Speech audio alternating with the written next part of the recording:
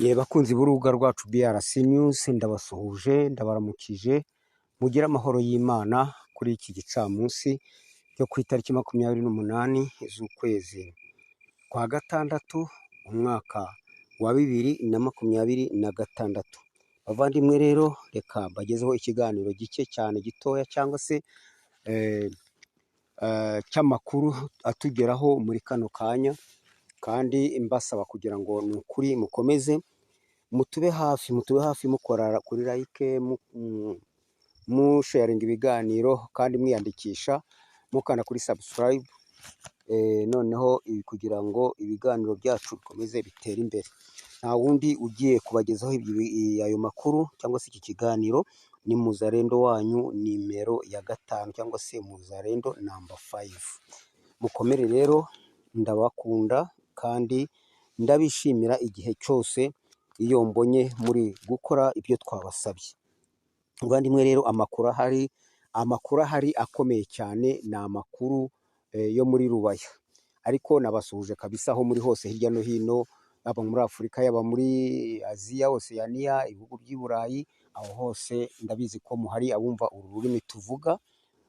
Mugire amahoro kandi Imana ikomeze ibarinde. Ubwo rero amakuru tugiye kujyaho cyane ni ahantu bita Masisi. Masisi bavandimwe, ni ibintu byacitse, ubwo turavuga muri Masisi, noneho dukurikizeho Masisi igendana na Rubaya, dukurikizeho ikintu cyitwa imyigaragambyo. Ndavuga ngo ni imyigaragambyo noneho yabaye igoma, ubwo noneho ni ukuvuga ngo turarangiriza n'ubundi ku mupira w'amaguru mu mugabane wa Afurika. Dutangira rero muri Masisi guhera ejo bundi, iminsi 3 yose irashize, Wazalendo, FARDC, ingabo z'u Burundi, umva bari gukubita RDF kabisa ku buryo bushimishije kandi ku buryo bunoze. Ni ukuvuga ngo muri ino minsi bamaze kubaka hafi uduce nka 6 twegereye hariya muri muri Rubaya. Bivuge ngo rero bya bintu byabaye n'ubundi bavandimwe biri hafi kongera kwisubiramo. Navuga ngo rero mu minsi 3 gusa batwitse, hari defense nk'eshatu za RDF batwitse. Ubwo niko bari kwica abantu, harimo Kasake, Kasharu na santere ya Kasake, birumvikana. Aho hantu rero ni ukuvuga ngo ni hafi n'ubundi ya Rubaya. Aho bakubitwa rero haguye umukoloneli w'u Rwanda, birumvikana, witwa Colonel Prince Karinda. Yaguye Kasake, birumvikana, niwe yaguyeyo, birumvikana, kandi namwe murabyumva ko umuntu koloneli ahantu aba yaguye ni ahantu haba hakaze cyane. Ni ukuvuga ngo Wazalendo, FARDC cyangwa se ingabo z'u Burundi zongeye zabyukije imirwano kandi ikomeye, zabyukije urugamba rukomeye mbese rwo kugira ngo bafatire. Narabwiye bavandimwe nti pourquoi intambara yo gufata Rubaya itabera rimwe niyo gufata Minembwe. Burya intambara zose ni amacenga kandi ni tactique baba bari gukoresha, ni target baba bari gukoresha. Aho rero ni ukuvuga ngo uriya koloneli ahantu yaguye, haguye abasirikare benshi cyane utamenya, hafatwa ibikoresho byinshi ku buryo utapfa nawe kubyibwira. Bivuge ngo rero aho ngaho kubera ko ari hafi ya Rubaya, ni ukuvuga ngo Rubaya yongeye gusumbirizwa kabisa. Ni ukuvuga ngo kugeza uno munsi mbese muri make hamaze gufatwa uduce 6. Ni ukuvuga ngo ni intambara ubu ngubu iri hehe? Intambara icungereye ubundi mu misozi ya Rubaya, kubera ko bamaze gufata ahantu bita Rumbishi.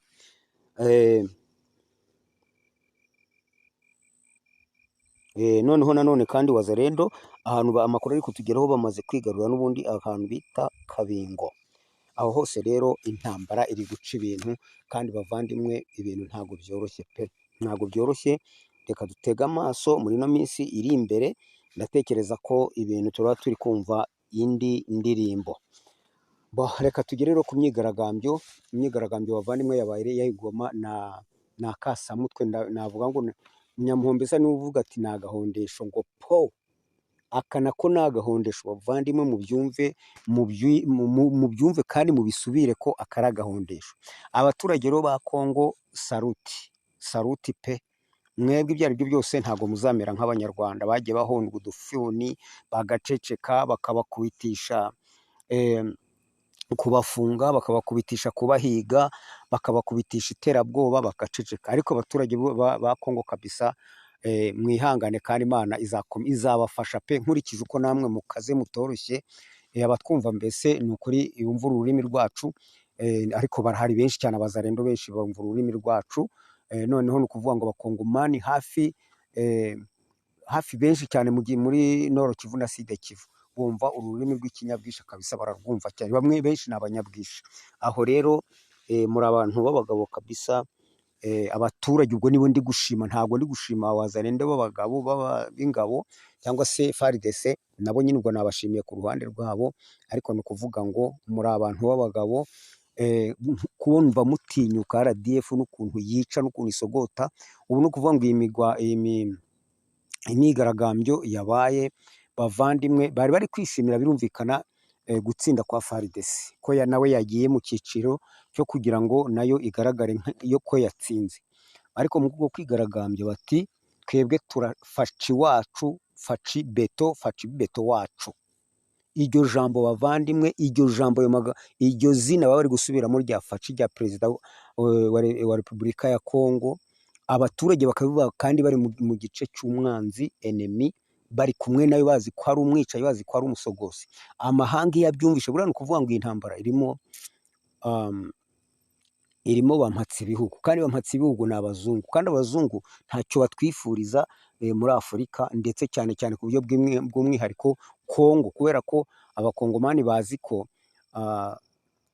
ni ukuvuga ngo iyo bari kubona abakongomani bigaragambya bavuga ngo mbese bashaka guhangana na RDF, bumva ko bari gutsindwa.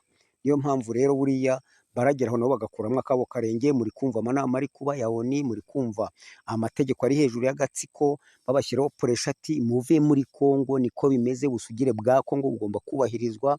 Ibyo byose cyakora nuko nyine Kagame yishyizemo ibiti, yavuna ibiti mu matwi, akavuga ati ngewe ntabwo nzacika intege ngo bugire gute. Kandi rero burya bajye mbabwira ikihebe, umuntu wigize ikihebe amaze kunywa amaraso menshi, buriya yari unyweye amaraso menshi y'abantu benshi, bariya bicwa bose benshi amaraso barayamuha akayanywa. Ba bantu bashaka kugira ngo batazatinya ngo baragenda bakanywa amaraso, niko numvishije. Ubwo rero nawe uri kubona ko nk'ejo bundi yakoresheje inama, ejo bundi cyangwa ejo, wumva yihagazeho, wumva ari kuvuga nawe ari gucira umugani abantu, ngo kumva umuntu ngo yapfuye, ngo noneho ukumva undi ngo mbese ari nko gushaka kuvuga ko yakagombye kuba yapfuye. Uri kumva umuntu ukiririmba ibintu byo gupfa muri we, azi ko nta wundi muntu uherekeje intwaro y'urupfu hano muri aka karere, ariko ugasanga ari kuvuga, ari gutunga urutoki abandi, nawe nyine ni babandi bavuga ngo ni ba rwabuze isoni kera. Rero tugarutse kuri iyo myigaragambyo bavandimwe, abaturage bagomana modoka n'abandi bose bari kugenda n'amaguru, bari kugenda na piki, bakoze imyigaragambyo, ndetse na Bukavu byakozwe. Ati dushaka faci wacu. Kubera iki bari kuvuga ngo faci wabo? Nuko bazi ko ibi byose biri gukorwa, bari kwishimira uwo mupira w'amaguru. Bivuge rero ngo umupira w'amaguru impamvu bari kuwishimira ni iki? Nuko faci yawushyizemo imbaraga nyinshi cyane, kandi na n'ubu diplomasi ya faci cyangwa se guverinoma ye n'abo bafatanyije ubuyobozi bwa Kongo bashyizemo imbaraga kugira ngo uriya mukino w'umupira w'amaguru ubagire ikintu utera imbere, barinde no kugera mu gikombe cy'isi, muri finali y'isi. Ibyo rero bavandimwe, niyo mpamvu bari abaturage nabo bari kumva ati faci niwe utugejeje ahangaha. Ikindi kandi bari kumva ko ari gukubita hirya no hino, Masisi ari gukubita, Minembwe ari gukubita, ahantu hose ari gukubita hababaza. Noneho kandi muri diplomasi yaratsinze, yarangije gutsinda, bwo fayiro yarizinze. Ni ukuvuga ngo rero abaturage buriya nubwo baba bicecekeye, nabo baba bari kumva amakuru, baba bari kuyumva, ariko byanze kuguma mu kanwa, baratobora baravuga, batoboye baravuga ati twe dushaka faci wacu, nta kindi. Ati kandi dushaka ukuri kwacu, dushaka kuvuga ibi turimo, dushaka kuvuga ibyo tugomba kuvuga. Ubwo rero nabo bari kureba aho ibihe bigeze bavandimwe. Ibyo tujya tubabwira ngo mwe kujya mucika intege, mwumvishe ngo ibi byagenze gutya, biba uno munsi, ejo bikavaho. Erega agatsiko ntabwo ariko kazahora kica abantu, RDF ntabwo izahora yica abantu ngo ibintu bikomeze gutyo. Ibintu bizageraho birangire bavandimwe, nta bitagira iherezo, nta n'imyaka 100 ibaho, murabizi. Ibyo rero yego wenda ibitambo bizahita kandi n'ibitambo biracyahari n'ubundi biri guhita. Reba nk'uyu koroneri wagiye, ntabwo ari we wagiye gusa, reba koroneri abantu abatwaye ukuntu baba bangana, ibikoresho biba byagiye, muzi byose byagiye bitwikwa, muzi za drone ibintu byahitanye.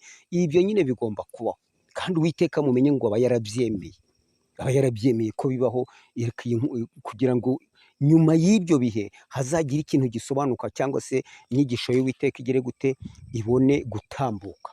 Bavandimwe rero, abaturage ba Goma na Bukavu turabashimiye, bakomereza aho ngaho kandi bakomeze umurava, bamenye ko igihe kirageze. Arega nabo bari gutekereza kandi nabo barabizi ko mu kwezi kwa karindwi ku itariki 15 ariyo finali y'agatsiko. Iyo ni finali nta bindi. Icyo nzi cyo buri muntu wese yatekereza ikizakorwa mu kwezi kwa karindwi nyuma y'itariki 15. Wenda reka tubare itariki 20, nyuma itariki 20 z'ukwezi kwa karindwi 2026. Uwashaka yavuga ati byanze bikunze umuntu yakwimajina hazakorwa iki. Ese Kagame azaba agishinze ibiti mu matwi ngo ntanga biravayo akivuga FDL? Ese ibi bihano biri kumufatirwa mu nganda, bari gufata inganda kugira ngo zikore amabuye y'agaciro, ubundi ntacyo akimaze, buriya niyo yayiba zarunda aho ngaho, kuko nta wajya kwikorera ibyo bibuye ngo bigende bigiriye. Iyo amaze kuyatunganyiriza hariya yayitaga y'u Rwanda, ariko ubu bidatunganye ntabwo yakomeza kubyita iby'u Rwanda. Bavandimwe rero, aho ngaho ni ukuvuga ngo abo baturage tugomba kubashimira, nabo bajya bamenya bakareba kure. Kandi rero reka banarebe kure, bazi ibyabaye mu Rwanda, bazi ukuntu abanyarwanda bagize ubwoba. Noneho bose bababwiye ngo icara akicara, bababwiye ngo icunda akamwica, bababwiye ngo jya kuroga runaka akagenda akamuroga, ngo niho uzabaho. Ibintu nk'ibyo abantu bose babagize ingaruzwamuheto, ari abaminisitiri, ari abadepite, ari abacamanza, bose mu gihugu cy'u Rwanda Kagame yabahinduye iki? Ingaruzwamuheto. Mbese ni ukubabwira ngo akoresha telekomande, akababwira ngo gerekera aha gutya. Nuko niko bigenda. Bavandimwe, twari turi ku myigaragambyo y'Igoma na Bukavu, nuko byagenze. Twese turi gushima kandi dushima Imana ko abaturage bakomeje gutinyuka bakavuga. Reka rero turangirize ku mupira w'amaguru. Umupira w'amaguru rero wateye imbere wo muri Afurika. Afurika nayo ikomeje kugaragaza ubushake cyangwa se ubushobozi bwo gukina umupira w'amaguru. Ubu rero ni ukuvuga ngo mu makipe 10 yagombaga kunyuramo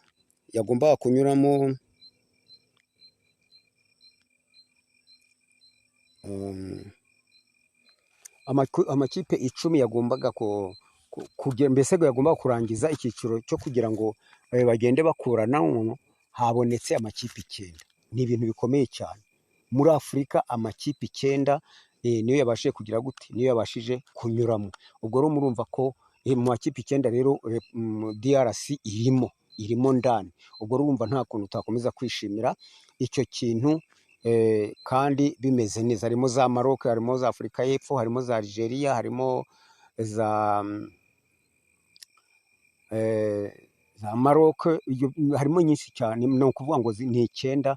Kandi noneho bavandimwe, ayo makipe ni ukuvuga ngo agiye kongera gukina ikindi cyiciro cyo kugira ngo bagende bavanamo. Ni ukuvuga ngo noneho umupira ugiye gukurikiraho, ni ukuvuga ngo ikipe iragihura n'indi, nitsindwa birumvikana, ubwo igire gute, ive mu zindi zikomeze.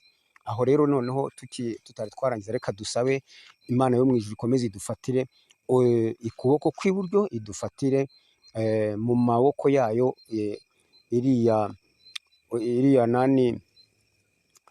kipe ya Congo, kugira ngo ikomeze itere imbere kandi izatsinde, ikomeze progress. Kandi noneho natwe rero natwe abafana cyangwa se abayishyigikiye, natwe reka dukomeze dusenge kandi tugerageza kujya tuyishimira. Nk'ubu abumva iki kiganiro cyangwa se abumva BRC News, nabo bakumva ko hirya no hino hose baba bari kubavuga, icyo gihe nabo barishima bikagenda neza. Murakoze rero, naha amakuru twari dufite agarukiye. N'ubundi mwayagezwagaho n'ubundi Zarendo wanyu nimero ya 5. Ubwo ibiganiro nakagaruka. Ciao ciao.